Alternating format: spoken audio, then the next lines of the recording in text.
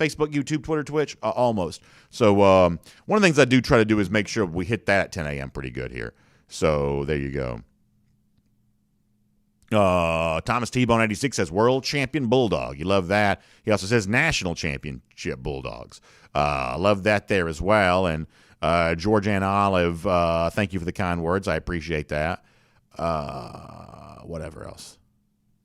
AU says it feels good to finally be on the side of a national championship aspiration. It really does. I mean, like, it really, really does. And I think one of the things we'll probably do over the course of the year, in addition to kind of talking about how Georgia got here, is, I mean, there are just so many things that Georgia fans just simply don't have to endure anymore because they won the national championship. The 1980 stuff being the most prominent there.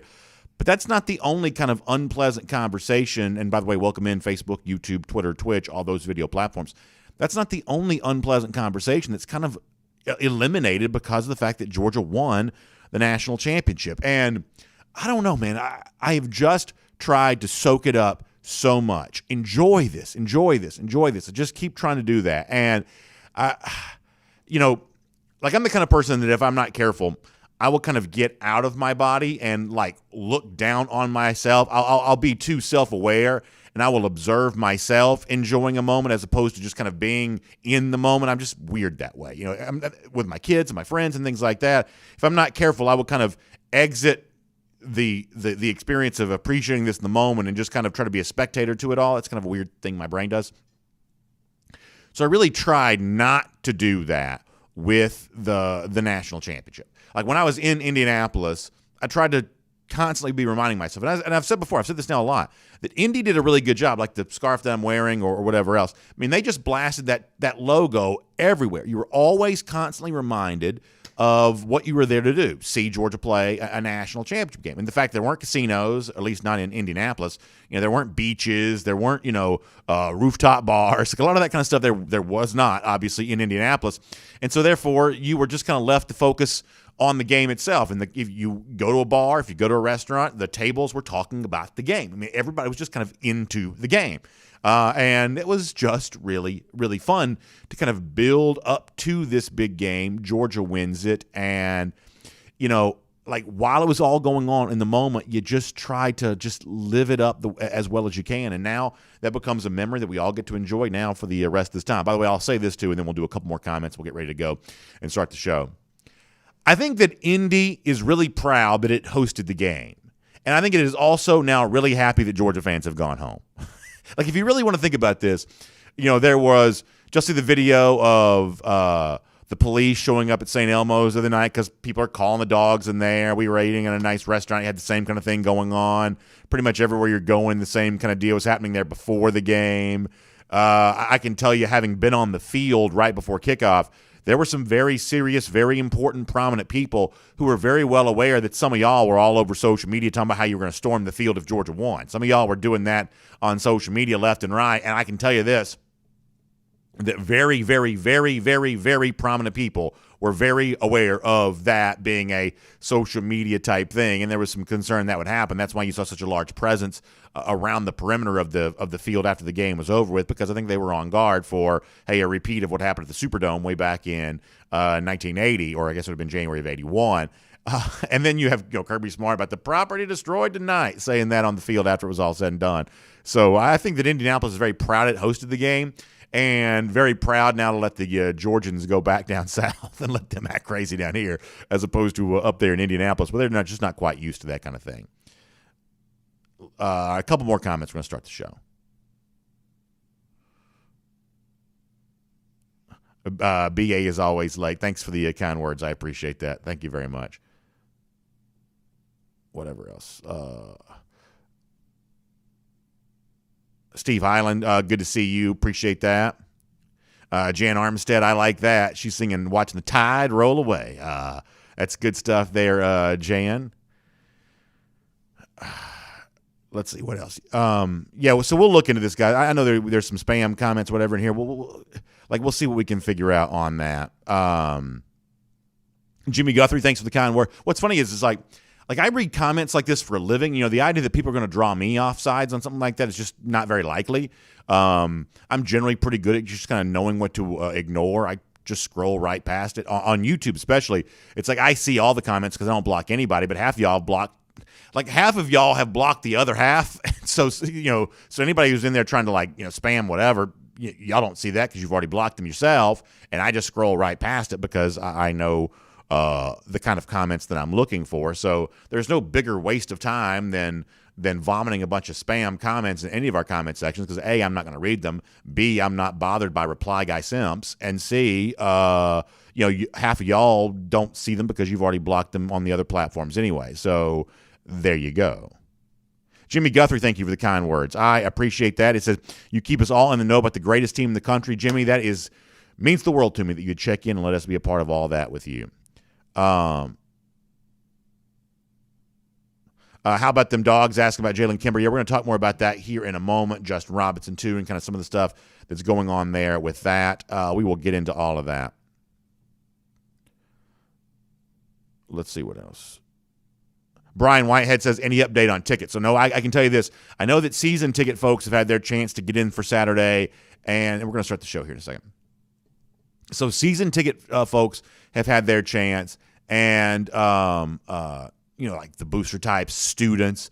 But to my knowledge, and y'all correct me if I'm wrong, some of y'all who are season ticket holders, have y'all heard anything back from this? Because as of this morning, listen, my wife and kids are no different than anybody else. They're just waiting around for a chance to hopefully get in on this thing like anybody else is. So my poor wife is standing by the phone or whatever. I mean, as of last night, this morning, they had, I know the on sale for the availability for the general public was supposed to be today, but as of starting this show, I hadn't seen anything about that. There has been a little bit of communication now with the media about what Saturday is going to look like, so the Coastal Elites are well taken care of here. But I don't know that I've heard anything yet about the general public, non-donor class level UGA fan and your attempt to get in. I don't know about that yet. But if y'all do hear something, let's get this in the comment section. If you've gotten, as a season ticket holder, confirmation that you're good and well taken care of, let me know that there as well, because I want to try to provide that service for people as we can, letting you know when this stuff's going to be available. But, I mean, my family, I can promise you, is watching closely because they didn't get to go. My son is holding it over my head that he didn't get to go to Indianapolis. I guess he's going to probably do that forever. Yeah.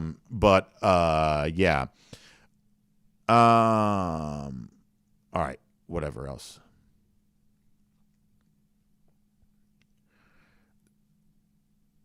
Brian Whitehead says season ticket holders and students have not heard anything as of yet. So we'll try to keep close. 912 Dog says, as of now, I haven't received mine as of yet. Now, by the way, I know our buddy 912 Dog there loved all the shots out that Stetson Bennett was given to the 912, Nolan Smith there as well. A lot of folks enjoying that down there in that part of the state.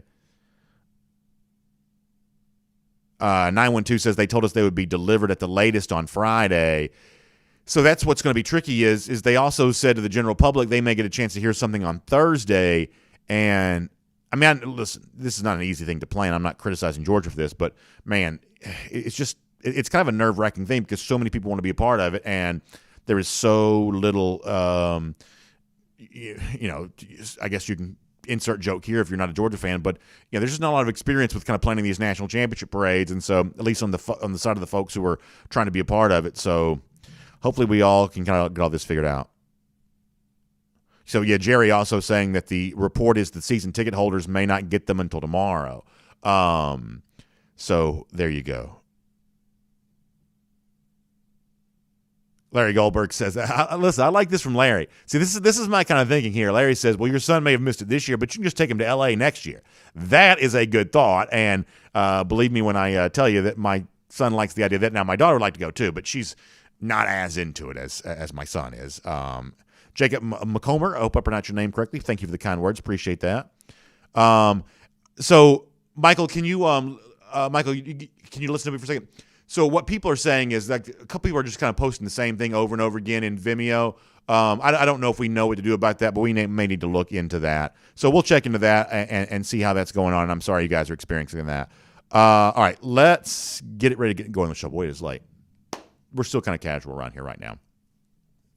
Off the top of the show, we're going to have some fun with Florida's misery over Georgia's national championship, and one Gator in particular that caught more than his share of friendly fire from Florida fans related to this. And it leads us to an important question that we must ask about the Florida Gators and about how we should evolve some of our appreciation of Gator hating here on this show. So we'll do that off the top. We'll get into some of the serious news as well. I'm going to take a little bit of a victory lap for a prediction, but maybe not too much because I'm a humble and gentlemanly figure. But nonetheless, great day to be with you. So much fun. The Dogs, the national champions. So with that said, this is DawgNation Daily, the daily podcast for the fans of the national champion Georgia Bulldogs. It's presented by Merriweather and Tharp, and it begins right now. Today's episode of DawgNation Daily is brought to you by Merriweather and Tharp, your source for Georgia divorce. Find them online at theatlantadivorceteam.com. Presented by DawgNation.com. This is DawgNation Daily, the daily podcast for Georgia Bulldogs fans. Here's your host, Brandon Adams. So you knew at some point in time around here that we would take the glory and the joy of the national championship and we'd point this thing square at Gainesville, Florida, and we would remind those lousy, stinking Gators who have been giving so many Georgia fans grief for such a long time about having not won a national championship. When the trophy was finally in the possession of UGA, there'd be a little bit of a reckoning for some of those Florida fans who have, said a lot of things here over the course of the years. And so as a way of just kind of keeping it fun here for a while, we are still trying to shake off the cobwebs from having been in Indianapolis. So let me do something kind of fun here for a moment. Apparently there is a Florida basketball player, and I apologize for not knowing a ton about this, but apparently there's a Florida basketball player that's from Athens, played high school at Cedar Shoals. And having lived in the Athens area, played there for Cedar Shoals. By the way, great basketball heritage there, that program. Think about Terrell Bell, Carlos Strong, great former Cedar Shoals players that went on to play at UGA, of course. McDonald's All-American, Carlos Strong was. But nonetheless.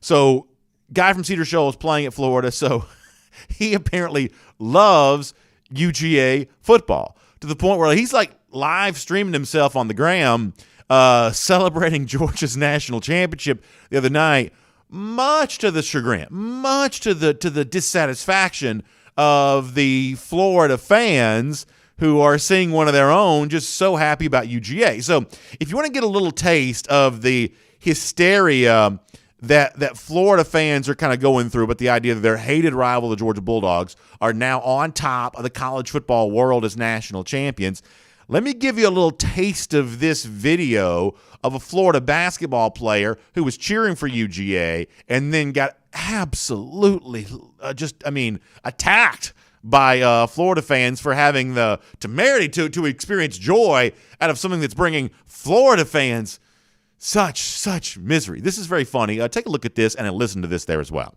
Oh my gosh. They lucky, bro. Me and Myron gonna be riding down University blasting. Who let the dogs out? Who let the dogs out? Bang, all in your blue ass car. I'm gonna be at the sunroof. Who let the dogs out? Oh my gosh. A little bit longer, hold on. That's so tough, man. He said transfer. I got 1 year. I got 1 year. What the hell? Go Dogs.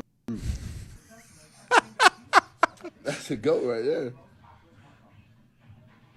Oh my gosh, I can't believe it. So this is Flanders Fleming. That's the Florida basketball player's name. The video was captured by, I think it's In All Kinds of Weather, which is I guess a Florida podcast or something along those lines. So that's the story there. Florida fans, they're telling him to transfer. I mean, like the message board behavior of Florida fans since Georgia won the national championship has just been off the rails. And poor Fleming here kind of runs square smack dab into all of that. Look at him celebrating. He's giving you first of all, shout out for the fact that Who Let the Dogs Out is even still a thing. That song was popular in like the late 90s. You got a college basketball player here in 2022 who's still throwing it back to is it the Baja Men? Is that who Let the Dogs Out? So first of all, shout out for that, going back to the classic on that. But also the idea that he's giving you the go. He got the red Georgia hooded sweatshirt. I mean, that looks like something I'd wear on this show. It's a Florida basketball player who's wearing that. Gators fans were upset. So then poor Flanders Fleming, for whose only crime here, his only crime is cheering for his favorite college football team. Played at Cedar Shoals, I believe. Got a connection to the Athens area. That's literally the only crime that he is guilty of here. He happened to cheer for the team that is from the town in which he used to live. Florida fans just so miserable, though, that they make him so miserable that then he has to give like one of these hostage video style apologies as if he had, run afoul of cancel culture here. So let me show you this there as well. I think we have this later on. I mean, this is like something that you would have to do if you – I don't even know. I'm not even going to down the road. But here it is. To Gator Nation, I apologize for the uproar that my actions have caused. This is real. This is a real social media message from Flanders Fleming, who all he did was cheer for Georgia win the national championship. So he says, to Gator Nation, I apologize for the uproar that my actions have caused. I grew up in Athens my entire life rooting for Georgia football. And last night was a night overjoyed reaction to the ending of the game. I'm very grateful for the opportunity the University of Florida granted me, and I'm totally committed to the Gators. Again, listen to this. This is real. Again, I am deeply sorry to the fans, the school, and the athletic department for any disrespect that my words or celebration may have caused. So apparently the athletic department said, hey, you got to go out there and clean this up. You got to go out there and apologize. Otherwise, why would he even mention the athletic department in that? So this is how miserable people in Florida are right now. They are so bothered by Georgia's national championship that a Gator basketball player has to give a hostage video style apology just for the simple fact that, growing up in Athens, his hometown team wins the national title, and he's out there celebrating. And I am here for all of this. So this leads me to an honest question. And, like, one of the things – and this question is probably more for those that, like, watch the show on a regular basis, that are really a part of, what we do around here on a regular basis. One of the things you probably notice is, and we've been doing this now for 7 years, something along those lines, we don't make a lot of changes, and we make changes very slowly. I just get kind of comfortable doing things a certain way, and once I've kind of gotten used to once I've kind of gotten you used to things being a certain way, I don't like to surprise you with anything too new. I don't like to make wild changes around here. It's sort of like your favorite fast food restaurant. You kind of go in there, and you sort of know what's in the menu, sort of know what to order. You kind of turn to that for sort of a sense of comfort food. Like, that's what we try to be around here, too. We're kind of a certain sense of comfort food for people. We don't like changing things up too much. And like at the end of the show, we've done Gatorade Countdown forever. We've done this for such a long time. Count down the number of days since Georgia has a number of days until Georgia goes back and beats Florida again. We did briefly change this for a while to the Gator Hater Updater, which was counting the number of days since Florida last beat Georgia. And that was kind of fun for a while, but the sense that I got was that people really liked the Gator Hater Countdown, so we sort of changed it back to that. We've been kind of doing that now for a couple of years. Here's my question. Knowing that we around here believe that a good Georgia fan is a Gator hater first and foremost, and knowing that Eddie loves the idea of living on top both in that rivalry and just around the college football world all the way around. Should we now give Florida fans a taste of their own medicine? Remember Dan Mullen and the spring game attendance of how many days it had been since Georgia won a national championship and all the talk of, no one has pushed the 1980 narrative more so than Florida has. No one's done that more so than them. They have done that more than anybody else.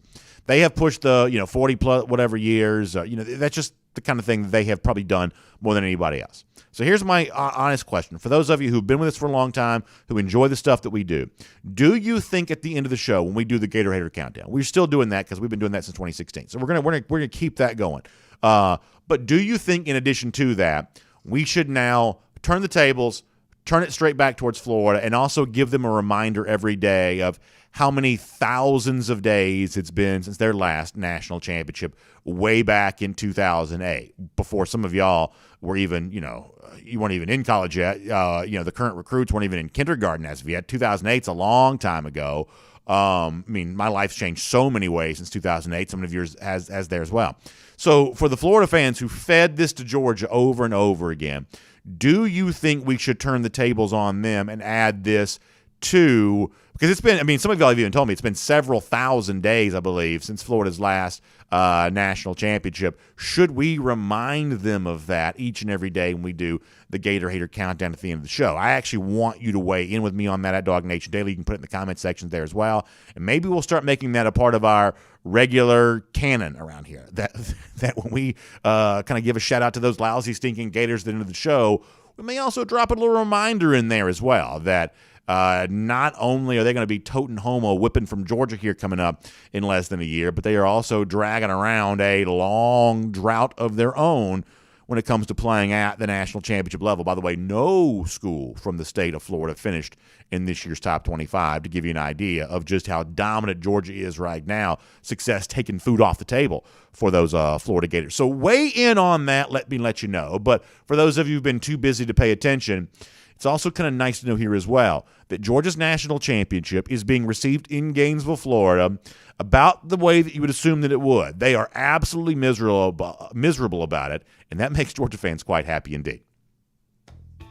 My name's Brandon Adams, and this is DawgNation Daily, daily podcast for Georgia Bulldogs fans, or I should say, the daily podcast of fans of the national champion Georgia Bulldogs. You cannot say that enough. And we're going to put that to the task. We're going to say that plenty here over the course of the next year. Thank you so much for being with us here today. Big thanks to our friends at Merriweather and Tharp who make it possible. I mean possible on all the platforms. Video at 9:45 or thereabouts on DawgNation.com, the DawgNation app. Facebook, YouTube, Twitter, Twitch after that at 10 a.m. And who knows? We may have added more video platforms. You know, we may be like the Galactic Empire. We may be just, adding more stuff to our wake each and every day, and I'm not even aware of them yet. But I at least know we're on those video platforms. We may be on LinkedIn. We may be on whatever else. I don't know. But we're at least on those other platforms. Podcast form, of course, all across the fruited plain there. Radio Noon, Athens Sports Radio 96 The Ref. Here's what I can promise you. There are a lot of folks who tune in to listen to us on the radio each and every day who live in that Athens community. And some of them still hadn't slept yet. I mean, and they're not sleeping past Saturday for sure because that's the national championship parade. I don't know when Athens is going to stop partying, but it is on its way heading in towards the weekend. So we're happy to be a part of all of that. And by the way, look forward to telling you more over the course of the next couple of days exactly what it's going to look like for DawgNation there on Saturday. Just know this. We're going to be a part of it in a huge way. I'm going to be on video 1,000 times. Just throughout the day, inside, it's just going to be an unbelievable experience. So many of us have just dreamed about this for such a long time, and it's come to pass. It's going to be the day we've all wondered about in Athens on Saturday, and I just can't wait for it. I am so excited about it. So we'll tell you more about that as we get there, and just can't wait for all that. I know our friends at Merriweather and Tharp are thrilled about it there as well. I kind of interacted with them a little bit on social media over the course of the week there from Indianapolis after the win there as well. Of course, your source for Georgia Divorce. And here's the thing, like as much fun as they love having, and Bob and Ashley are good friends of mine, the Tharps, and know a lot of the folks who work there at Merriweather and Tharp there as well. A lot of folks who love the dogs and have fun with that, but they are the folks that also kind of get back to work. Remember, like I'm still sort of in post-game celebratory mode. I still have a little bit of a case of senioritis here on the heels of Georgia winning the national championship. We just kind of float in and do a little bit of show and kind of float back out here. And I've been mostly spending my time watching these recap videos.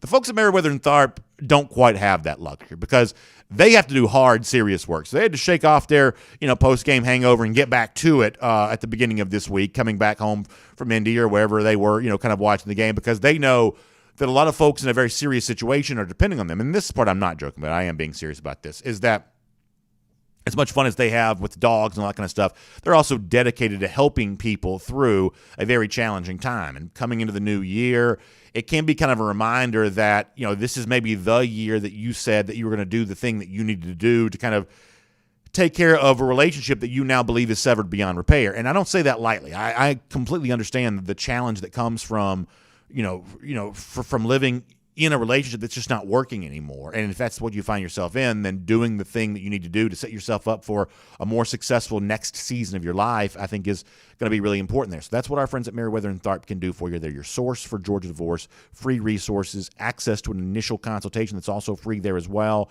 where you can tell your story and get some expert advice about what you should do next. That is what Merriweather and Tharp can provide for you. So find them online, theatlantadivorceteam.com, theatlantadivorceteam.com, Merriweather and Tharp, your source for Georgia divorce. All right, it's Terrence Edwards coming up in just a moment. We'll get serious with Terrence a little bit before we're done because obviously there's transfer stuff to kind of get into here a little bit. We knew this was coming, and it's kind of gotten going here over the course of the last couple of days.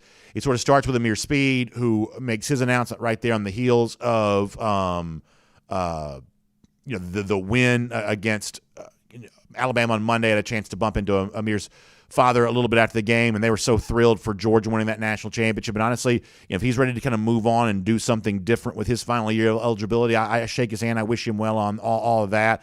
I think Amir's a good-looking ball player, man. He's a big, tall defensive back. He's going to have a lot of opportunities if that's what he wants to do. So, they were certainly good soldiers through all of this. And yes, we are around the doghouse here, presented by our friends at Surf Pro. They were kind of good soldiers, through all of that. So if that's what he's ready to do, move on, look for somewhere else, you sort of wish him well on that. There's the message from Amir Speed right there. He says, for the last 4.5 years, you've embraced me and my family and shown us so much love all around the city of Athens. It's been an amazing journey. And I won't read all of this, but it's very well written and very well said. He said, I've decided to enter the transfer portal and kind of move on. Let me read this last sentence.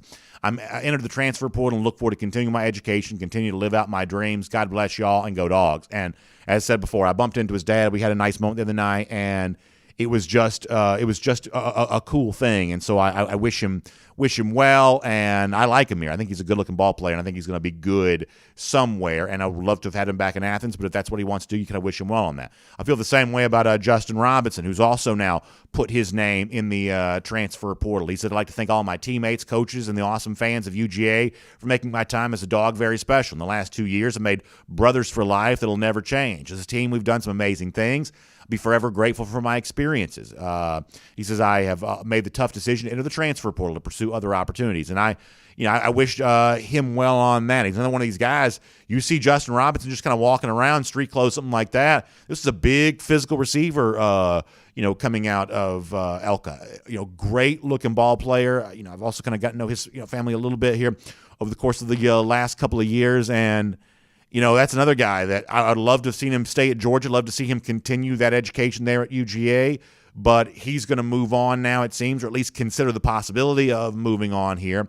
And if he finds a happier home somewhere else, a clearer, better path towards playing time, I think all you can do is shake their hands and say, hey, thanks for making history here. Thanks for being a part of a team that won a national championship, and best of luck to you where you decide to go. There's also Jalen Kimber, who's out there now. And, Kimber kind of adds to that list of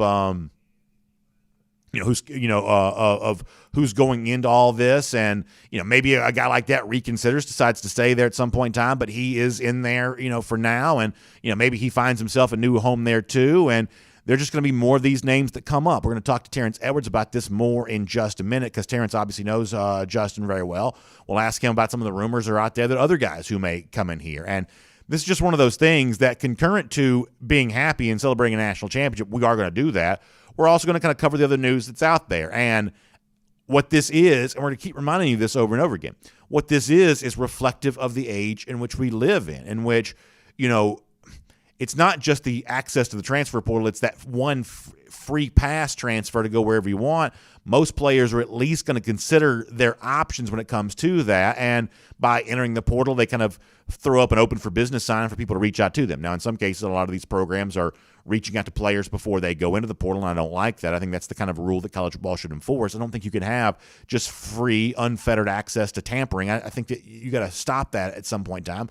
But for the guys who want to open up themselves to opportunities to have that conversation, I don't think you can say anything other than that's their freedom, that's their right to do that, and that's what's going to happen. So there are going to be more names on the way. Kirby told you on Tuesday morning that he's already aware of some of these, and he was grateful that they decided to wait until after Georgia claimed its national championship to go out and do this. So that's what's out there so far. There will be more, but that's just kind of where things stand at the moment, and we'll talk to Terrence Edwards about that here coming up in just a minute. Before we do that, though, let's remind you that Around the Doghouse is presented today by our friends at Serve Pro. And, of course, Serve Pro does some great things for you because when it comes to your home, there is that moment where sometimes something bad happens, right? You get some fire damage, you get some water damage. I told you the other day, my mom was just cooking something, right? And lo and behold, she stepped away for a second, stepped right back over there, and she said there's like this flame coming up out of one of the eyes on the stove. Now, thankfully, everything was fine, but that's how quickly something can happen sometimes, where it's like, just fire just bursts up out of nowhere. And, that can create kind of a mess, can create kind of a lot of damage to a home. Water the same way. You give water enough time, it'll make the Grand Canyon. Imagine what it can do to your home in a short period of time there as well. So when you got fire damage or water intrusion damage or something like that, the folks at ServPro step up. Their restoration specialists can get you cleaned up, get you fixed up like it never even happened. I mean, if you're watching a video, look at the army of folks and all the kinds of equipment and everything else that ServPro's got to get this done for you. They know how to get it back like it never even happened. Their franchise are also independently owned and operated there as well, so they'll take good care of you. It's servpro.com. That's the website, SERV, servpro.com, and they're going to do some great stuff for you, getting you fixed up after some fire damage, water intrusion, or whatever else you might be dealing with. They'll get it back like it never even happened. So our friends at ServPro presenting Around the Doghouse to us here today. All right, so before we are done, I'm going to take a little bit of a brief victory lap over something I said going into the national championship game. We'll kind of have some fun with that. We're going to mock some people for what they've said about Kirby Smart in the past. We're going to bring an SEC mystery to a close on today's show. This actually has nothing to do with the national championship. It's just kind of a fun thing I want to touch on there for a moment. But for now, when it comes to transfer portal stuff, when it comes to the glory that was Georgia's national championship, no better person to talk to than a guy that has, I know, dreamed about a moment like this for UGA for quite some time and a part of the foundation that makes it possible for Georgia to go out there and win that national championship. So what do you say we just have some fun looking back on it all and looking ahead to what's next with the great former Georgia wide receiver, our good friend Terrence Edwards. It's a Marlowe's Tavern Insider Update. Great to have him and all of you with us here today.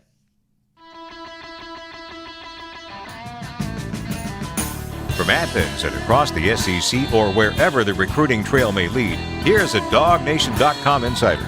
So we'll say hello to Terrence Edwards. And, listen, Terrence knows what it takes to succeed at the highest level when it comes to football. He's keenly aware of all of that, and he's obviously lived and died with his team for a long time since he himself was a great player. So, Terrence, I know it means a lot to you. So would you mind here as we kind of get going here today, what does it mean to you when Georgia wins this national championship, when Georgia goes out and gets it done against that arch nemesis Alabama and, in such a spectacular fashion there in the fourth quarter? How did it feel to be you on Monday watching all of this go down?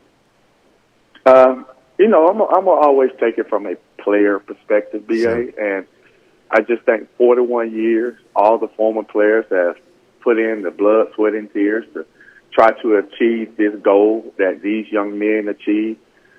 It felt like I was playing in the stands, and I was in the stands watching, and I couldn't be more excited for these players first, these coaches, and then DawgNation. I mean, we've been very close. I just wish in 2002 that we had the playoff because my senior team would have had opportunity to compete for this. So that's right. It just, man, I'm just super excited. I'm like the players. I'm lost for words. I mean, all the posts I've seen and all the players that I know personally that I know what they put into this game to be champs against Alabama, against what they say we couldn't do it. I'm so happy for Stetson Bennett, for so many people who said he couldn't do it. We can't win a national championship with this guy. What is Kirby and Monken doing? I bet you those same fans still celebrating this championship just like everyone else this morning. So I'm so happy for this team. I'm so happy for DawgNation, and I'm just extremely happy for all the players for the last 40 years that played and worked and did everything that they could to try to achieve this goal, but didn't. These players achieved this for us. No, I think that's exactly right. And here's one of the things, Terrence, I hope you understand, and I said this in the post-game show, I've said this now a couple of times, is that I really believe the Mark Richt era is part of the story of how Georgia got here. Because as you said, you guys were as close as you could be in 2002, and there's no doubt that y'all were one of the four best teams in the country that year, and had there been a playoff, you would have had a chance to win the whole thing. I mean, the Ohio State team that did win it that year, if they could do it, then y'all could have done it, and it could have been a national championship back then. Circumstances just, were a little bit different. But when y'all won the SEC that year, that was the first time in 20 years that Georgia won the SEC championship. Here's what people don't realize is like the national championship drought that has existed for Georgia until Monday night. When you came along, there was an SEC championship drought that existed. That Georgia had just been kind of off the national stage. And Coach Rick changed all that. He won the title with you in 02, came back with DJ and them and won in 05, and came very close to a national championship himself in 2007, and then again in 2012. And it's like he knocked on the door so much and came so close to doing that. And along the way, I believe that's laying a foundation that made it possible for Kirby Smart. Then when Smart took this program over at the end of the 2015 season, even though the job became available because the fact that Georgia had come up short a few times, the fact is Kirby didn't inherit an empty cupboard. He didn't inherit a program that had no connection to success. There had been some recruiting wins. Kirby just got more. There had been some wins on the field. Kirby just got more. There had been some success. Georgia was clearly in a different place from a national perspective than it was prior to Mark Richt. So here's the thing that I hope, and Terrence, I'm sure you've talked to a lot of your former teammates over the course of the last few days, and frankly, I hope Coach Richt himself knows this. Maybe one day we'll get a chance to talk to him about this ourselves. But I hope all of y'all realize that there is a keen appreciation that the baton that Kirby Smart took and ran with across the finish line was really given to him by some of y'all who had a very high level of success of your own and had certainly helped to rebuild the Georgia program to where a national championship was even possible. I hope you guys have an appreciation for that. I think so. I think the true Dawg fans understand the contributions that Coach Rick put into this program. I don't know if you saw BA, but I got an opportunity to see Coach Rick Monday night organically. It didn't happen. I didn't know he was coming, but at the tailgate that myself, Reggie Brown, David Jacobs, Damian Geary was at, and Coach Rick just happened to walk in, and all of us got an opportunity to walk on that stage with him. Yeah. And it was just a chilling moment that I get to see my coach, and we all know what he's going through right now and the way he loves DawgNation and what he loves Athens, Georgia. I'm pretty sure he felt just appreciative, as I am, of winning this championship. And the crazy thing about it, as historical as this team is, BA, if we was under the old rules, they wouldn't have been in the national championship game. So give Coach Rick his flowers because he had some teams that was very close that have been in the top four because of the rules we had with just the BCS. He would have had an opportunity to play in the college football playoff. And it's crazy to think that this team, how great this team we think it is, they would have been out under the old rules. So I just think Coach Rick deserves a lot of credit for putting us back on the map. I'm very appreciative that I have a small part in helping us bring a championship back to Athens, SEC championship back to Athens in 2002. And I know the DawgNation really loves Coach Rick and blessed to what he was able to do in his 15 years. And now Kirby has took that baton and ran with it. And we're all blessed and grateful that Kirby Smart is our head coach. And I'll also add this there as well. The other coach that you played for, Jim Donnan, a guy that I've always really liked and enjoyed.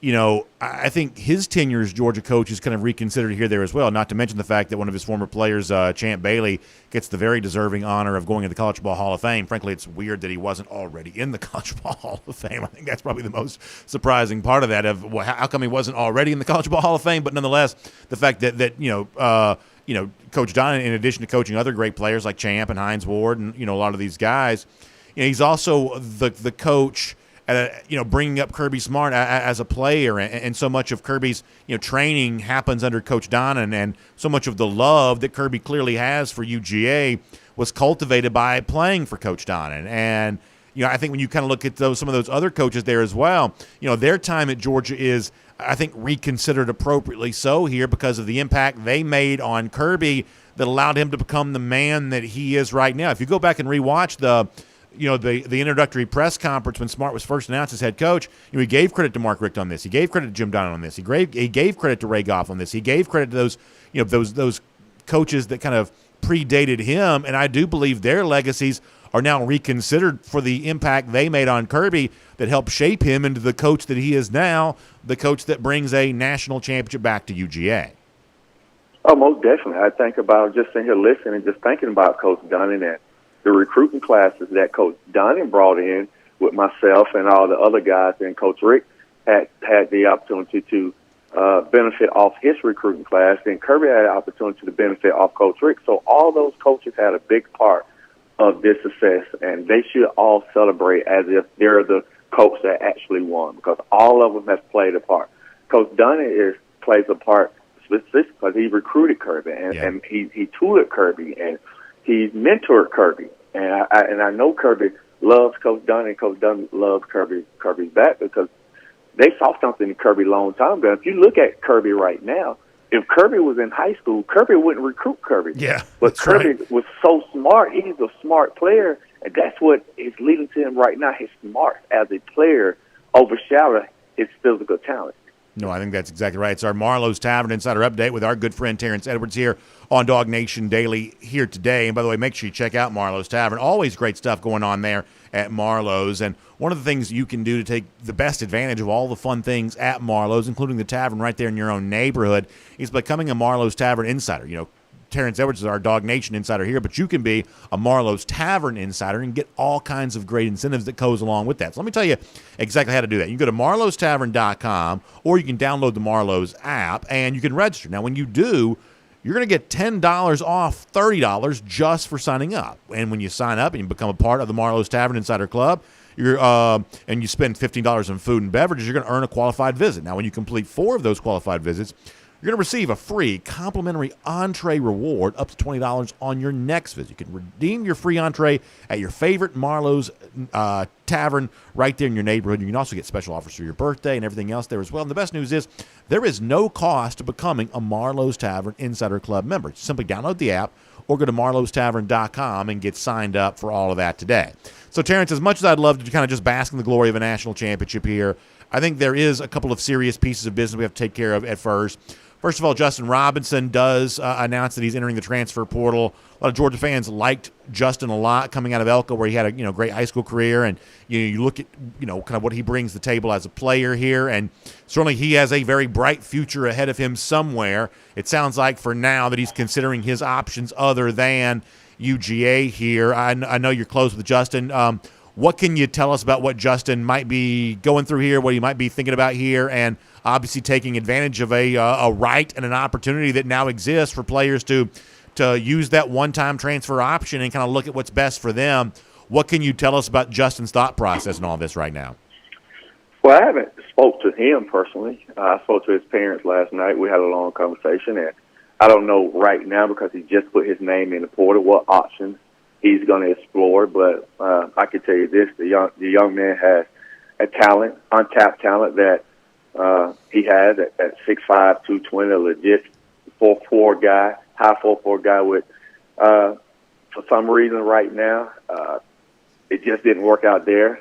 Would I like for him to stay and continue to work and be the player that I think he could be? Yes, but like I tell all the guys that I work with and train, I'm never going to tell you where you should go, what you should do. I'm Team Justin wherever you go. So any advice he needs from me, I'm here to listen, to help. But at the end of the day, him and his family have to sit down and make a decision that they feel that's best for them. And that goes for in the recruiting process that I have the kids that are coming out of high school. I give you my advice. I give you the pros and cons, and my last statement to them. Now you have to make the decision that best fits you and your son. So I'm just waiting as well to see if he calls. I'm not going to call him myself, because he's right now he's an adult, so he can make his own decision. But if he chance to call and ask for my opinion, I would give him my opinion and let him make his own decision. But someone is going to get a guy that I don't think people understand how good he is. He didn't show it right now, and I would let him know that. I think once he got his opportunity, you have to take advantage of that in games. But I can tell you, wherever he goes, people are going to see why I think he's such has a unique skill set. I hate to ask you about unsubstantiated rumors, but I think there are a lot of folks who are curious of your opinion here. There's been some chatter out there of, well, maybe Jermaine Burton might consider something like this. There's a lot of concern out there about who else is going to be entering the transfer portal. Is there anything you can tell us about Jermaine's situation right now? I haven't spoke to him. The last time I talked to him, it was on IG Live after the game. I just sent him some messages. He told me he would call me. Yeah. So I haven't spoke to him either. I've been hearing the rumors as well, but I'm not going to, chase him down and see what's going on. I just sent him a text last night and just told him I'm Team Jermaine. Whatever he does, he decides to do, I'm with him. And I just hope he knows that. Would I would love for him to say, yes. Again, that's another one. If he decides to leave, I'm Team Jermaine, and I'm going to help him throughout this whole process. But he haven't told me that he was transferred. So until he tells me he's going to get in the portal, then he's not in the portal. So let me ask your opinion about this, if you don't mind. I don't mean to take too much of your time, but I do think folks value your opinion here. You know, there's a debate that goes on among some fans of, well, you know, just for the sake of conversation, let's just use Jermaine Burton here, of, well, if Georgia rotated less at receiver, there'd be more touches to go around for guys like Jermaine, and maybe that would kind of give them the kind of production that they want to maybe be happy at UGA. I'm not telling you that's what Jermaine thinks. I don't know. I'm just using this for the sake of conversation. There's a debate that fans have about the fact that Georgia does rotate a lot at receivers. There's a lot of different guys on the field, and maybe for some guys they're not getting as much playing time as they would get other places because they're sharing snaps with somebody else. As a receiver yourself, how do you feel about the way in which Georgia kind of handles that where, hey, a lot of guys get on the field, freshman like A.D. Mitchell gets a chance to have a touchdown in the college football playoff, and other cases, maybe guys that would like to think of themselves as having a chance to kind of put up big numbers, their numbers are just reduced and diminished because they're sharing time with other receivers. What do you think, generally speaking, of the way in which Georgia rotates at the receiver position? A lot of guys get on the field, but some guys maybe don't get as much playing time as they would get somewhere else. I'm going to speak from a player, as I always do. I wouldn't totally agree with rotating as much when I played. We didn't rotate that much, and I still think I had the best receiving core as a whole in Georgia history with myself, Fred Gibson, Damon Garrett, Michael Johnson, like that whole crew. I still think Reggie Brown, we didn't rotate as much. We was in certain packages, but 99% of the game I was in unless I was tired. So I could truly understand and that as a receiver, we're not getting targets because we're rotating so much. And I'm not there, so I don't know why they're doing that. It worked. We won the national championship. But as a player, selflessly, I can understand that sentiment of we were rotating. And as a receiver, getting 2 to 3 attempts a game, I wouldn't like that either. I'm here to try to help and show my talent as well. And I tell all my players, as a player, you got to be selfish to a point. You got to be a team guy, but every player is selfish to a point because they want to showcase their talent as well. My selfishness is going to come up under the team umbrella, but I have to be a little selfish because I believe I can help this team win by showing my talent as well. And I'm sure he's frustrated about the lack of balls that is going his way and the rotation. He haven't told me that, but just from a player, I can understand that sentiment. Last thing for you, and like I said, I appreciate your time. I hope we didn't take too much of it here. And I hate to go back down the rumor mill here, but a lot of folks are curious about this kind of stuff. There's some chatter here that it seems like that Cortez Hankton could be on his way out of UGA and maybe going to LSU to be a part of Brian Kelly's first staff there. That's not a report. That's not news. It's just the kind of thing that's been in the rumor mill and the and kind of the chatter on the internet here. Is it your expectation that Hankton could be on his way out here, choosing to go take another job somewhere else? I haven't asked him myself. I haven't heard that. He haven't told me that. And Coach Hankton and I are very close. Have a great relationship. Would I be shocked? No. And I can't fault him. Why? Because he's from Louisiana. Would he like to go home and coach? I would assume so. I would love, if I was in his position, I would love to go to Georgia if I was coaching somewhere else. And would I love to come home? Yes. So I get it, and I will understand him going home. And I think, people give him a lot of flack. Coach Hankton is a dang good receiver coach. He developed all these guys. I mean, look at the guys that we put out there. People always talk about rankings. Look how Ladd developed. Look how A.D. Mitchell developed. Look at all these kids that he's developed. Recruiting is good. You have to go recruit, but also style makes fights. So if our style doesn't fit a top receiver's style, then he's not going to come to Georgia. So the kids that he's bringing here, he's developing. He's developing these kids. Look at all the kids we have with Terry Godwin and all those kids he developed. So, that's the rumor out there. I heard it as well. And, and I keep hearing my name and Hines' name. And, of course, I'm not in the coaching rank on the college level. But would I love? Yes, I would love if that opportunity presented itself. But right now we have a receiver coach in Coach Hankton, and he's a dang good receiver coach. Well, you know this. I mean, first of all, it's like I wouldn't want to lose you as my Marlowe's Tavern Insider update guy. I certainly wouldn't want to lose you off our show. But if there was ever a chance for DawgNation Daily to endorse any candidate for any job, Terrence, you would certainly be our guy for the wide receiver or anything else. We'd obviously be big fans of yours on that. Of course, it would also mean we'd lose you as our Thursday guest here, which we would, I guess, have to sort of suck it up and say goodbye to you. But you would always have our support for anything like that. I can promise you that. Thank you. And you know me, B.A. We can talk ball all day. If you need me longer, I'm here for you. Well, Terrence, have a great day, my man. Congratulations on being part of a national championship program here, and we will look forward to speaking to you again soon, all right? Thanks, B.A. Good stuff. Let's take a look around the rest of the league. This is SEC Through. Yeah, I'm trying to think of a job that I wouldn't endorse Terrence Edwards for, whether it be, wide receiver coach at Georgia or anywhere else, or governor of the state. Like, I'm a big Terrence Edwards fan. I would. There are very few jobs that I would not heartily endorse him for, including a spot on that coaching staff if that opportunity ever became available. But I also agree with him on this.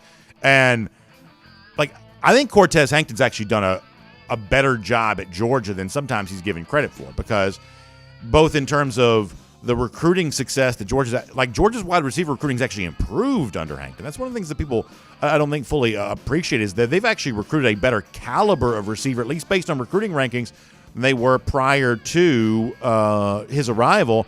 And secondly, when you look at some guys who don't quite have that recruiting pedigree, A.D. Mitchell could have. This is a guy that was just trying to get somebody's attention at one point in time. There are a lot of SEC teams, and some of y'all know these stories pretty well. There are a lot of SEC teams that had their shot at A.D. Mitchell and kind of turned their nose up or whatever else, and that's kind of water under the bridge now. But he caught a touchdown in the fourth quarter of a national championship game, setting Georgia up for the win against Alabama. That's the first line on A.D. Mitchell's resume right now after 1 year in college. And, yeah, you do give Cortez Hankton some of the credit for that. So I agree with Terrence's overall sentiment on Hankton. And, listen, there's only so much rumor mill stuff I can do, because so much of it's unsubstantiated. And you saw some of the stuff that Chris Milton said on Twitter a little earlier this week about unsubstantiated rumors that people just kind of run with from time to time. We've got too big of a platform to be too wild and crazy with a bunch of unsubstantiated stuff. But when you got Terrence in that particular situation, if people are asking this stuff, you might as well ask him directly and give him a chance to say what he knows, say what he wants. And so we're going to do that, while also just trying to be mindful of every single crazy rumor that's out there. We can't just run with them all. But when it's appropriate to ask someone who's somewhat connected to the situation, we're going to do that for you here too. So we're going to kind of parallel tracks here. On the one hand, we still got to, I still got a job to do, right? I still got to show up here and do the work of covering this team each and every day. And over the course of the next few weeks, that's going to be transfer portal and NFL draft declarations and, players maybe coming to Georgia, whatever else, coaches potentially leaving. There's going to be a bunch of news to cover. But similar to that, simultaneous to that, we're still very much on cloud nine about Georgia winning the national championship. So we're going to be happy and celebrate, and we're going to show up here and do the work of covering this team on a daily basis there as well. So we're going to try to do all of that for you. We're also cruising around the SEC, courtesy of Royal Caribbean here. Let me just say real quick, nobody sets the standard better for having fun on a cruise ship more than Royal Caribbean does. They have put so many of their resources towards making the onboard experience unlike anything you could ever imagine. The ice skating stuff and all of the incredible things, the shows, Broadway-style productions, obviously the bars, the lounges, the live music, things like that. Royal Caribbean is just renowned for this. And so if you've been maybe on the fence about taking a cruise vacation, trust me when I tell you that what's happening on the ship is so much fun that I think it's just going to just blow your mind about what's even available to you. So check out my friends at the Cruise and Vacation Authority, tcava.com. That's tcava.com. Number 770-952-8300. That's 770-952-8300. Why do we recommend them? Because when it comes to booking a Royal Caribbean cruise vacation, what you want to do is trust someone who knows about these Royal Caribbean cruise ships better than anybody else. That's what we believe our Cruise and Vacation Authority friends can do for you. They're also UGA grads. We like, just doing business with folks that love UGA. So that's good there on that. But what they do for you, great there as well. So Cruise and Vacation Authority, get going with that there today. Let me also say this real quick, if you don't mind, and I promise we're going to get back to some content here in a minute too. But I am really excited about this. Can I just tell you about the fact that there is a really cool new book coming out from our friends at the Atlanta Journal-Constitution. And look, this is not an ad read. This is just me kind of just saying this for a moment. They invited me to be a part of this. And I cannot tell you what that meant to me. When Terrence was on here a moment ago, he was talking about, what they did in 2002, Rick's second year, and we talked about how that was like kind of the foundation builder for what became a national championship. Well, when Georgia won that that SEC title in 2002, the AJC came out with a book back then. It was called Destiny's Dogs. I remember this so well. Destiny's Dogs was the name of the book, and I bought it. I displayed that thing forever. You came into our, everybody's got kind of like their own man cave type thing. My version of that. I had that book, displayed in an easel. So proud of that. Just such a cool, way to remember a great special season for Georgia. And over the course of years, my family would have always gotten all of these special commemorative things like this. And it never would have occurred to me that one day I would get a chance to contribute to something like this. But I have written a piece that's going to be at the end of this book, and I am so thrilled about it, man. When you think about like the great writers who've covered Georgia for the Atlanta Journal-Constitution over the course of the years, the great stories they've told, to be in the same publication as them it's really an overwhelming experience for me. I would say that my family will probably buy several thousand copies of this book. So if you want to get one, you better race my mom and my grandmother and my wife. You better race them to the publishing house on this, because I would say that my family's going to scarf up all these. But if you're watching a video, you see the cover. Top Dogs, the Georgia Bulldogs' Remarkable Road to the National Championship, a very special commemorative book from the Atlanta Journal-Constitution that DawgNation's proud to be a part of there as well. And me personally, I'm proud to be a part of there too. It's a 128-page book. It's a soft copy, limited edition. I also have a limited edition. So it's 100. So you have a soft copy version and you have a limited edition hard copy version there as well. If you want that, it's going to be a great collectible. The same way we kind of love those 1980 Coke bottles. This is going to be kind of that kind of collectible thing there as well. And so many of you have kind of gotten all the field edition stuff, things like that. This is going to be the big one right here. This is going to be the thing that really tells the story and commemorates Georgia's national championship there as well. It's Top Dogs. Let me tell folks how to. Can you put it back up there for 1 second? I need to tell folks how to get there. So it's triumphbooks.com/Georgia wins. Triumph, that's TRIUMPH, triumphbooks.com/Georgia wins, or you can also call 800-888-4741. That's 800-888-4741. I am so thrilled to be a part of this and just cannot wait for you all to read this. It's going to be shipping out very, very soon. So looking forward to being a part of that. And it's just an overwhelming experience to be a part of it. So with that said, we got to get the train back on the tracks here. Let me do a few things just very, very quickly. So, one of the things that I have kind of taken my medicine on over the years, if you go back to the old days of DawgNation.com, if you really search this long enough, you can find it.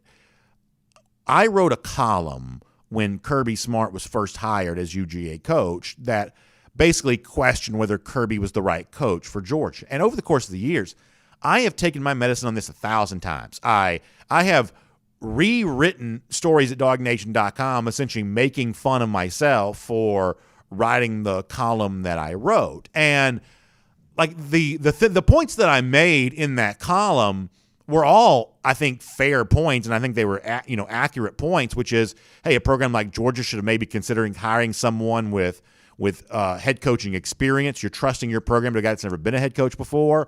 I talked about the fact that, hey, a lot of the coaches that had a recent success in college football, those were more like offensive-minded guys. Kirby's a defensive-minded guy. I kind of laid out some issues that you might have with Kirby Smart being hired that were all I think, fair arguments, and they were accurate points. But like the one thing that I just didn't fully appreciate was how much Kirby's tenacious energy, how much his love for UGA, how much his desire to build an unmatched behemoth was just going to transform the program as quickly as it did. And I mean, it was fairly obvious very quickly, well before Georgia had great success in 2017, even in his Kirby's first year, it was fairly obvious that Kirby was on the way to transforming the Georgia program, and the thing that I'd written was going to look really silly really soon. And, I don't take myself so seriously that I couldn't laugh at myself for really swinging and missing in a big way. I don't write a ton anyway, so it was one of those things where I was asked to do it. I gave my opinion, and in retrospect, the opinion looked horrible, horrendous, and I've laughed about myself for that many, many times. That when you get it that wrong, you just sort of have to own it and you kind of move on. Well, I guess not everybody has the same perspective on this. Dan Wolken, and I realize some of you, think whatever about Dan Wolken, and you should probably assume I think whatever as well. I don't really get into like that kind of thing when it comes to media types, whatever else. But apparently he's deleted one of his old tweets because I guess some Georgia fans were kind of digging this up and bringing this up with him. I think we have a copy of this. Michael, do we have a copy of this? Can we show this on the screen here? So you go back to November 29th of 2015, 1:31 p.m. This is way back then. Dan Wolken tweets. This is, for those of you who don't realize, Wolken is a columnist for USA Today. He says, this hire will say a lot about how Georgia sees itself. Kirby is easy, unimaginative, unambitious hire. That was Dan Wolken, and a example here of a Georgia fan reminding him of that. Well, Wolken has since deleted the tweet. And listen, I don't do media beef stuff, and certainly y'all don't go, attacking, Wolken over something like that. The only reason I even bring this up on the show is because, like, I didn't say anything as tacky as what Wolken said there, or as aggressive as what Wolken said there. But I at least had the courage to leave my stuff up. Like, if you search on the internet, I think you can still find it. In fact, if you want to see what I wrote about Kirby, one day I filled in on Around the Doghouse. That's the old like written piece that we used to do at not Around the Doghouse. What's the thing called it early in the morning? Good Day UGA. I filled in on Good Day UGA, and so I kind of remembered my old Kirby Smart piece. So you can search that. I kind of titled it "Worst Article in DawgNation History." So if you want to go back and read my thing about Kirby Smart, I believe it's still on the internet. So if you want to search that, worst article in DawgNation History, that was the headline. I believe you should find that if you Google it. I at least left mine up, whereas Wolken deleted his tweet, but I thought that was kind of funny. Something else there as well, and this has nothing to do with the national championship. And I'm one of those guys that, when it comes to Barstool Sports, a lot of you know who they are. Like, I'm not a Barstool lover, nor am I a Barstool hater. It seems like everybody in the world's either a hater of Barstool or a lover of Barstool. I kind of like some of the stuff they do. I enjoy their golf podcast, for instance. Other things I don't care about quite as much. I just, just don't really even, not really in my orbit quite so much. So I'm sort of in the middle when it comes to Barstool. But there is a video, and I don't have it to show you here. You can easily find it. It's all over the internet, where they did like 8 minutes, which is kind of long if you think about for like the internet world we live in now, although I'm 60-something minutes in the show already, so maybe I don't have any room to talk here. They did like 8 minutes or whatever on the Jim McElwain shark story. Y'all, this was really, really funny and really good, where, they obviously brought up the thing with like, is it McElwain? They interviewed his, he now coaches at Central Michigan. They interviewed some of his players about that, and they're clearly kind of nervous about even talking about it. Then there's like the rumor that it was like the Jimmy John sandwich guy, like the mogul that I guess runs the Jimmy John's, and that's actually who I thought it was. Like, I knew it wasn't really Jim McElwain, but I thought it was the Jimmy John's guy. Like, I don't even want to spoil the video for you, because you actually really should watch this. But eventually they tracked down who the guy really is that was the shark guy. For some reason, I thought this was really well done and really good. And McElwain, who has not always had a great sense of humor about this, actually did really participate well in this video. So if you want to, if you think this sounds like the kind of thing you'd like, you probably should go watch it. I thought this was actually really pretty good. So you can go check that out. The mystery of Jim McElwain and the and the shark thing. Barstool Sports actually did a pretty good job on that. So with that, we'll make that cruising around the SEC, courtesy of Royal Caribbean. Let me also give a quick shout out to my friends at Classic City Lager here for a moment, because last night I have to say that I was pretty banged up, pretty tired over the course of the last few days, and so glad to be home, right? It's like I loved being in Indianapolis, but I also just loved being home. So sat on the couch last night, put on my pajamas, and flipped on the replay of the national championship, popped the top on a couple of Classic City Lagers, and just had a good time, had a little pizza, had some Classic City Lager, and rewatched the national championship game. It was so fun. I don't know that anything in life could have been more fun to me than sitting on the couch with a little Classic City Lager, replay the national championship game. Like, if you told me I could have gone to Vegas, I think I would just rather just stayed on the couch and just watch the replay of the game and have a little Classic City Lager. And I know many of you are kind of in that same mode right now. You're just sort of ready to chill out. Well, when you are, Classic City Lager is a good choice for you. It's from Creature Comforts Brewing Company. You've heard me tell you this 1,000 times. You know what it is. Get some. I cannot wait to toast some folks with some Classic City Lager, hopefully this weekend there in Athens. Enjoy yourself some. It's a craft-style lager beer. It tastes delicious because everything from Creature Comforts Brewing Company tastes delicious. So enjoy some of that today. All right, one more thing before we get ready to wrap up. We have a very fun golden shoe we're going to do here in a moment, a very personal golden shoe.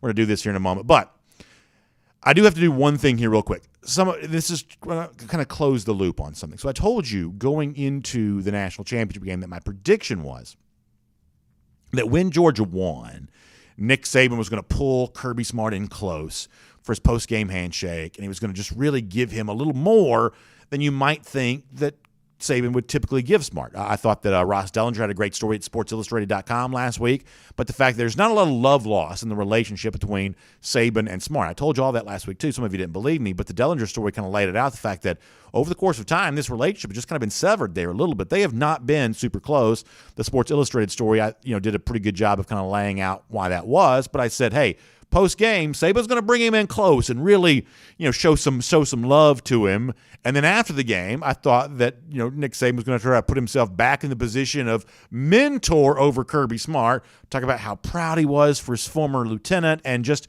how happy he was to do all this. And what I said was this was kind of a way of Saban making himself part of the story, kind of taking partial credit for Georgia's national championship by saying, hey, I'm the guy that taught you everything that you know. Well, I think based on what Saban did say post-game here, I do get to claim a little bit of a victory for all of this. Let me let you hear Saban from after the game. I feel like this is a W on my scorecard. Take a listen. I love Kirby. I think Kirby has a lot of respect for us. He did a great job for us for a long time.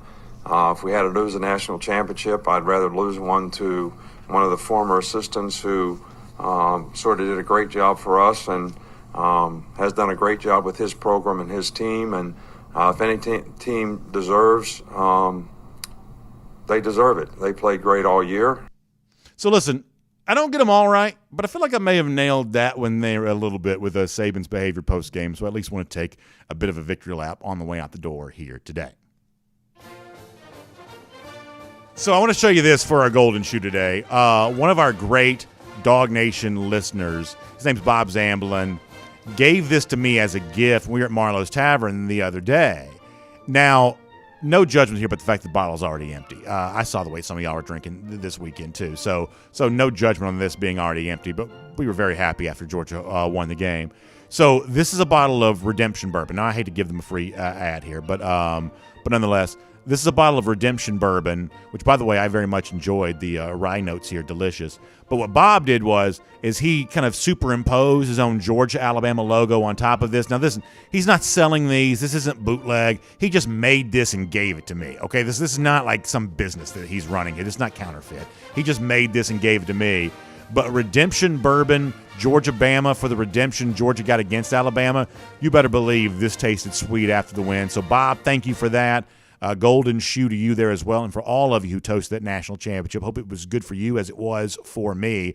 By the way, speaking of those lousy, stinking Gators, 289 days from now, Dogs back in Jacksonville to beat the Gators again, and we'll tell you tomorrow if we're going to add the national championship drought to Florida to our post-show sign-off. But nonetheless, have a great day. We'll see you tomorrow. DawgNation Daily, presented by Meriwether and Tharp, and celebrate in style, everybody. We'll talk to you then.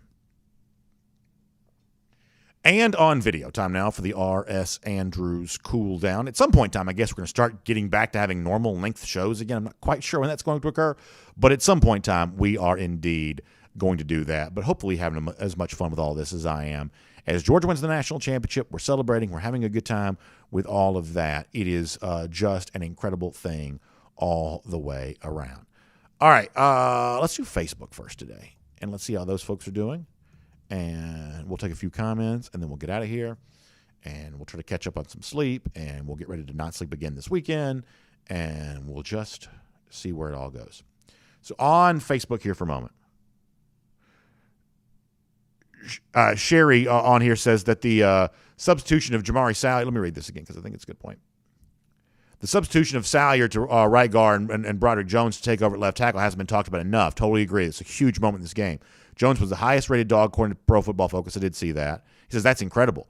That's exactly when the run game took off. That's very much true. This was the kind of in-game adjustment that Georgia made that does deserve a lot of credit there for sure. Bill Kelly says, my wife's out of town. I may have a rewatch party this weekend by myself. Yeah, listen, I got to tell you, that rewatch yesterday was great. I mean, literally, all I did yesterday, I'm not super proud of this, because at some point in time, I got to get back to the gym. I got to start eating better again. At a certain point in time, I've got to get back to the business of just being a functioning adult. But yesterday, like, all I did was laid on the couch, had my national championship scarf on, and just rewatched, I know Michael put a story up on this, the guy who, and I can't, like, play all this stuff for you because it's, this is not my, we don't get the chance to just kind of broadcast anything we want to around here. We have rights holders things and things like that we got to be kind of a little bit aware of. But the guy who took the Ringo interception and spliced together the Munson commentary to make the play-by-play of this is Michelangelo painting the Sistine Chapel. And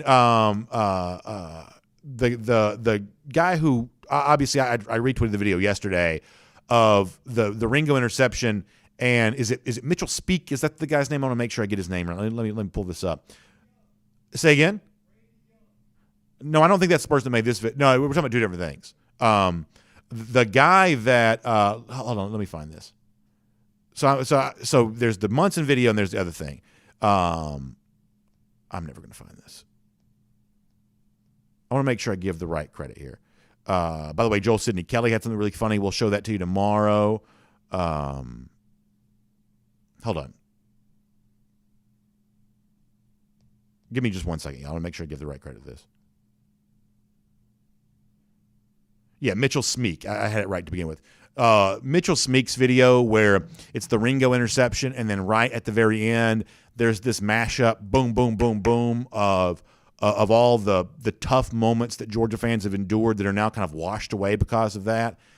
Like, that is art. I mean, there's no other word. That is art. And as someone who plays around with video a little bit, the time that took to make it hit the way that it did, there's no telling. I mean, you think we haven't slept? There's no telling. Guys like that, no telling what they went through to make the Munson thing, to make the really cool video that now so many. How many views does this video have now? 325,000. It deserves each and every one of them. There is so much good stuff that's out there. So much good stuff that's out there. And I yesterday just sat around, watched it all. Had a little Classic City Lager, watched it all. That was really good. By the way, our buddy Bill Sanders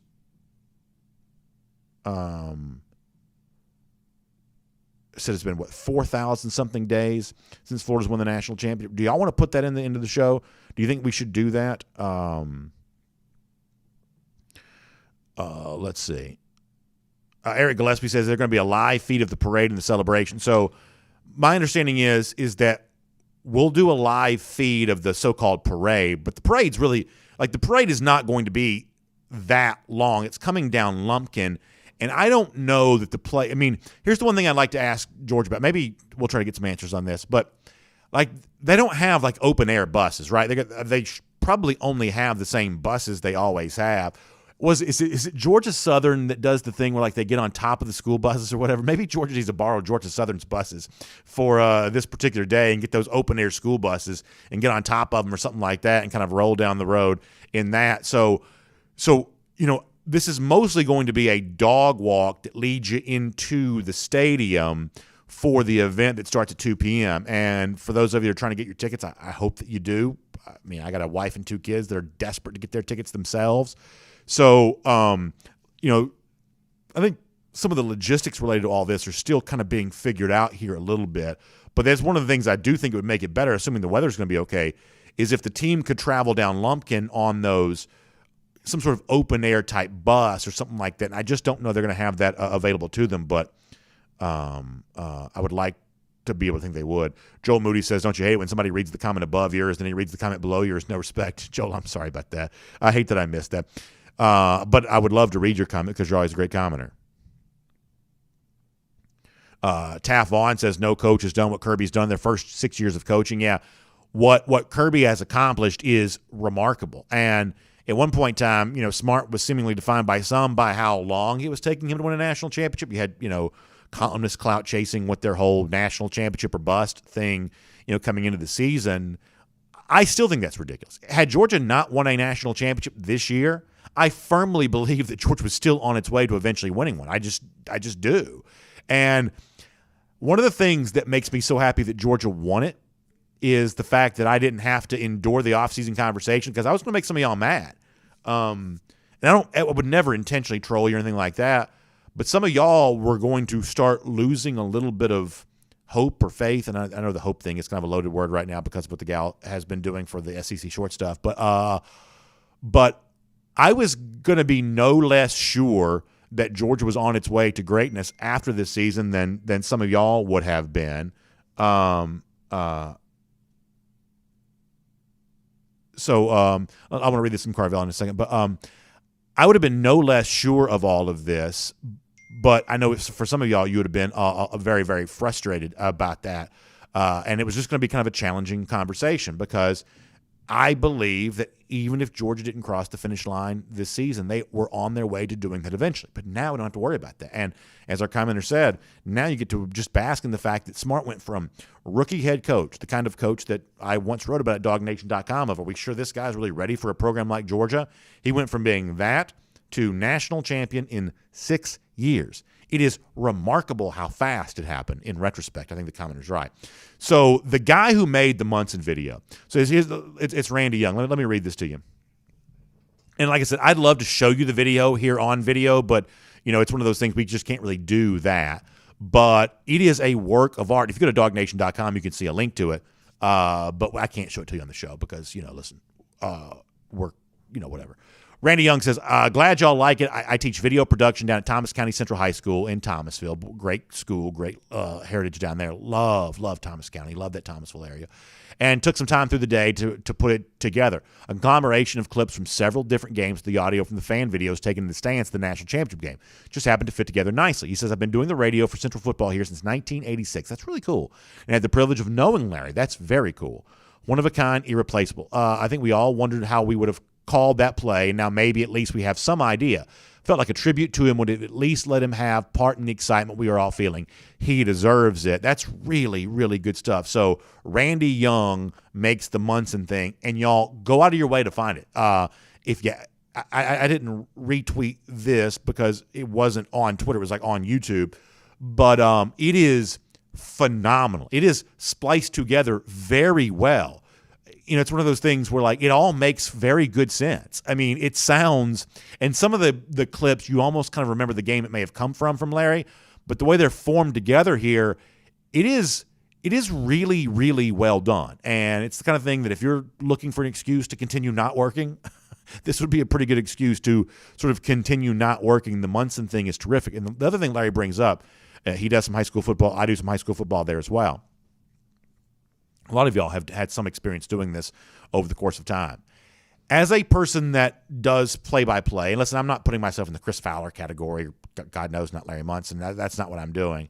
But I'm just saying, if you've done play-by-play, you do think about how you would call it.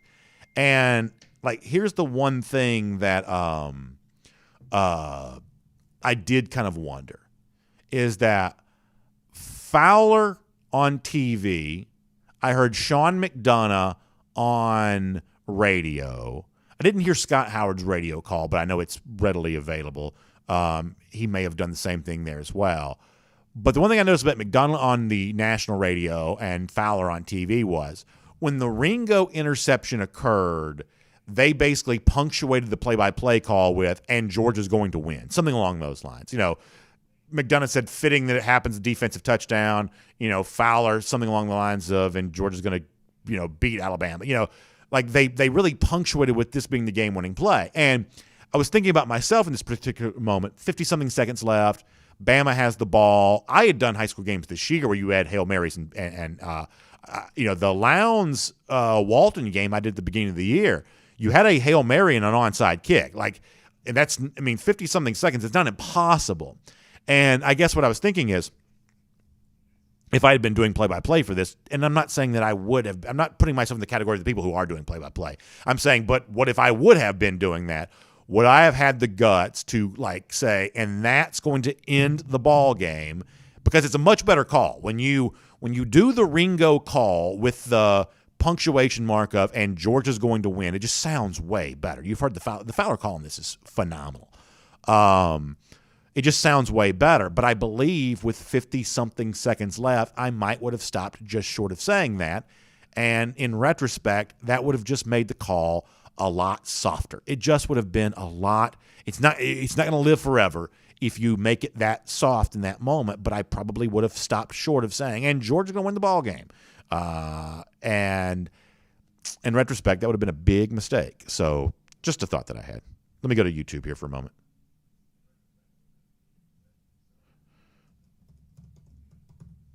And then after that, we're going to get ready to go. On YouTube, Jonathan Aaron says, if you had a crystal ball, do you see anyone coming back for their senior season or coming back for their extra year of eligibility due to COVID?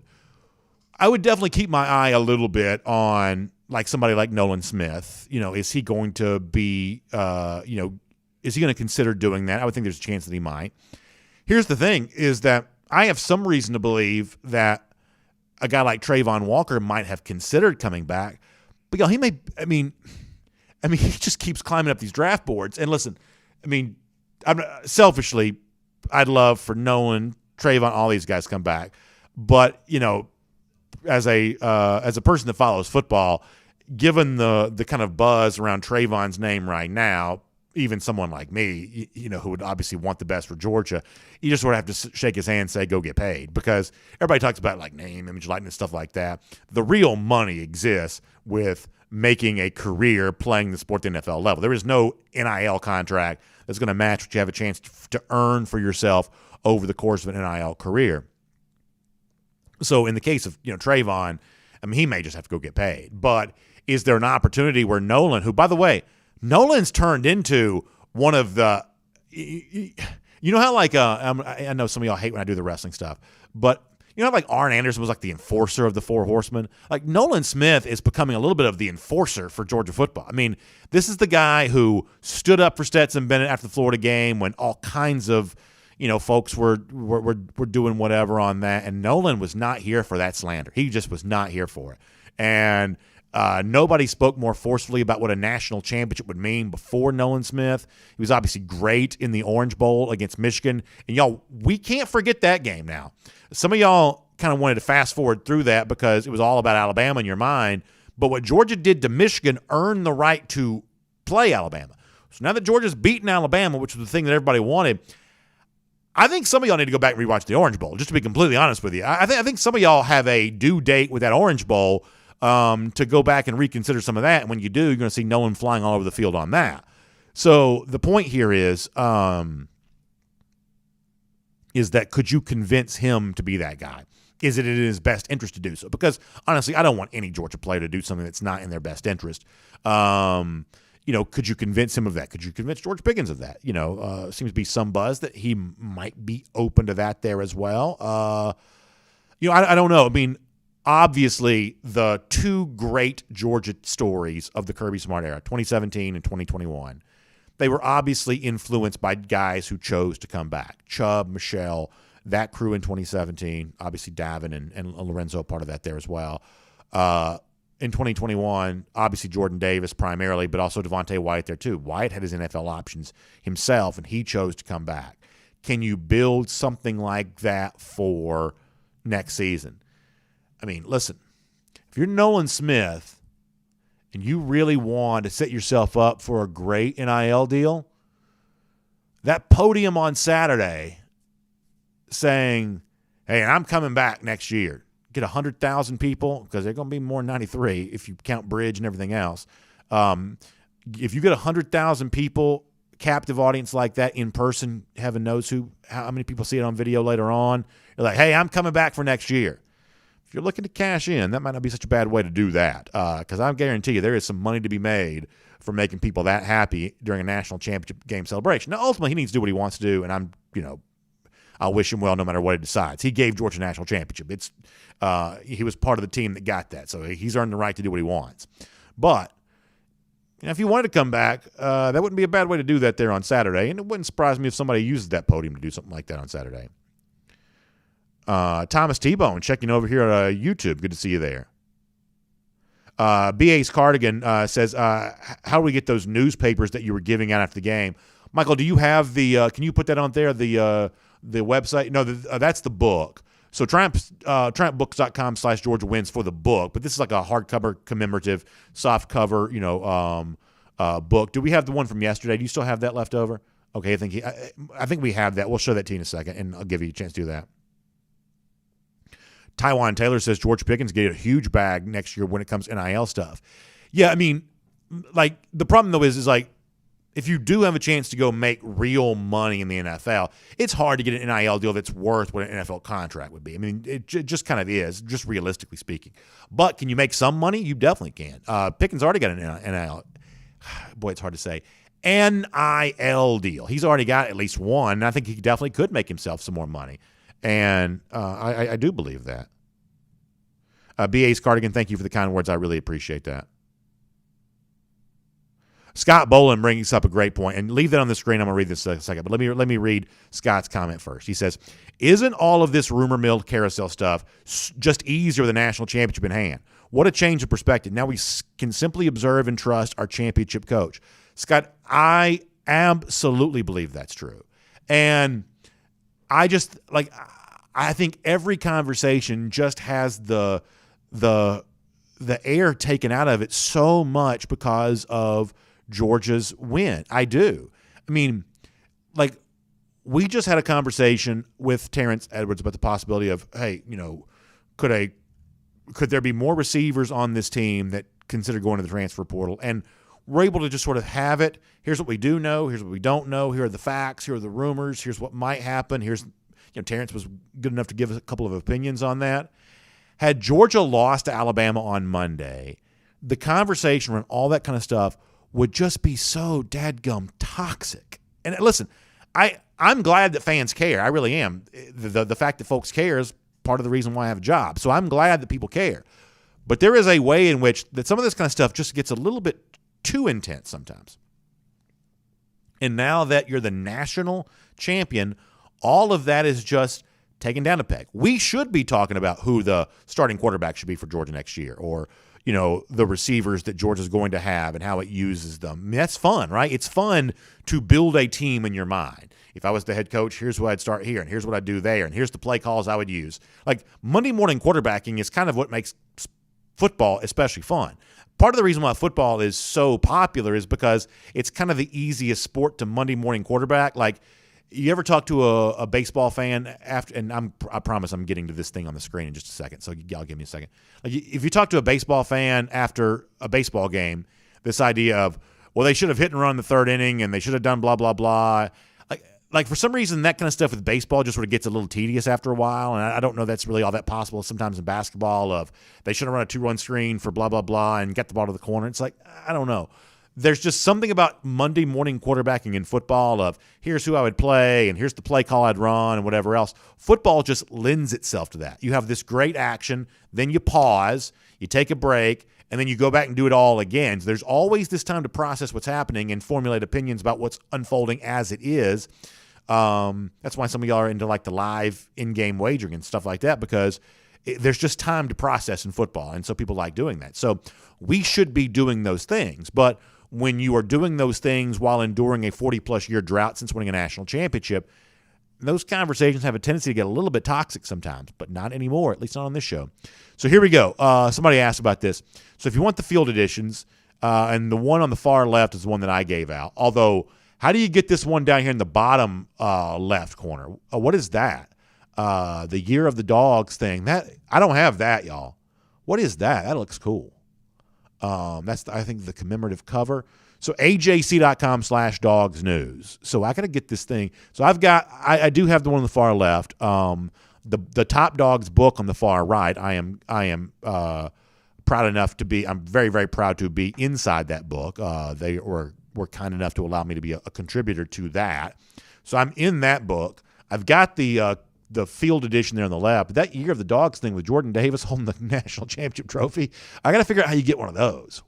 That I do not have. I do not have that. So I may be going to the Norcross plant and knocking on the door here in a little bit and saying, hey, because here's my, and you can take that down now. So it's ajc.com/dogs news. ajc.com/dogs news. This is the way I've kind of weaseled myself into a bunch of free stuff over the years. Hey, can I have this to show on the show? I've gotten so much free gear over the years, free whatever by hey, I'll show it on the show, and then I just get to keep it for myself. So that's been kind of my move on a lot of things over the course of the years. Maybe I can get one of those commemorative covers to be able to show on the show there as well. All right, we got to get ready to get off the air here in a second. Very, very quick. Last comments. Yeah, James K says the Year of the Dogs is the cover of the 16-pager. That is really cool. Really very cool. Jim McLaughlin says BA deserves a ring. I do know some people who are getting a ring, and I am jealous of them, man. I'm telling you right now, they're friends, and I'm happy for them, but only to a point, because I'd love to have one myself, for sure. Oh, so PJ says you can get the Year of the Dogs paper from the Kroger customer service desk. That's cool, PJ. Thank you for telling me that. Appreciate that. How about this from Taiwan Taylor? So I just walked into the Piggly Wiggly, which I'm all about, and yelled, "Go Dogs." Everybody yelled it back. Damn, life is good when you're the champions. That is awesome, Taiwan. Thank you for sharing that. Foster Moss, thank you for the kind words. I appreciate that. So many of y'all made it so fun, so I certainly appreciate all of that. Final comments here very quickly, DawgNation.com, just for a moment. Astro UGA said, who made more money off NIL based on the championship game? Is it Bennett or is it Ringo? I'm guessing they both can cash in if they want to. Here's the thing. I hope they get the cut they deserve. You know what I'm saying? Because, over the course of the years, I mean, how many times, and listen, I've talked to these guys about this. They're gracious about it. But think about David Green and Veron Haynes and all these guys, Lindsey Scott. A lot of the paintings and things like that, their image has shown up in. The players didn't exactly get their cut on that because, it's sort of hard to measure and justify that. So both Ringo and Bennett are going to be immortalized forever. I just sort of hope they get the cut of some of that stuff they deserve. This is one of the things when you're in business, you sort of think about this. It's like the stuff that you see out there, okay, what's licensed, what's not, who's got a right to do this, who doesn't. And, I don't care because I'm happy to see fans having fun, but somebody somewhere is keeping track of all this kind of stuff of who's doing what and who's got a license to do what. And, behind the scenes, somebody somewhere remembers all of this is still a business. So I hope that Ringo and Bennett get the cut they deserve on all that. Brian Whitehead, I see your comment. He says, I appreciate you and your show. He says, don't apologize for long shows. We are national champs. We need long shows to celebrate. Brian, I love that. Thank you very much. George Ann Olive says the whole team deserves credit for the ones on the field to the ones on the sideline waiting to be called. I am proud of them. I am proud of that there as well. That is really good. Back over on Facebook one more final time. Then we're going to go for today. Zach Hood says, how do you get general population celebration tickets? So they're supposed to go on sale today, but I've also been on air for the last 2 hours. I have not heard anything about that, y'all. And the season ticket folks in our comment section were saying they haven't heard anything about that either. My own personal friends who are season ticket holders, I don't know they've heard anything on this yet either. this is not an easy undertaking. This is a logistical nightmare. And, I know a lot of the folks who are helping try to put all this together, and I don't envy their job on this. This is not fun. Not fun at all. I mean, it's fun to celebrate a trophy. Like it's fun to celebrate the trophy and the championship, but it's not fun to plan the event, if you know what I'm saying. And so there is supposed to be an offering to the general public today for the celebration, but as of before this show started, I hadn't seen anything on that. I have not seen anything on that, and I've got my own wife who's trying to get tickets right now. So hopefully we'll find out more about that, and if we do, I'll try to broadcast it as much as I possibly can. I got to go for now. But thanks for being here. R.S. Andrews Cool Down. Find R.S. Andrews online, rsandrews.com, for your air conditioning, heating, plumbing, electric needs. They show up on time. They do the work that's promised, the price that's promised. I don't show up on time, but they do. rsandrews.com for a lot more on that. We will talk to all of you back here tomorrow. Dog Nation Daily, presented by Merriweather and Tharp.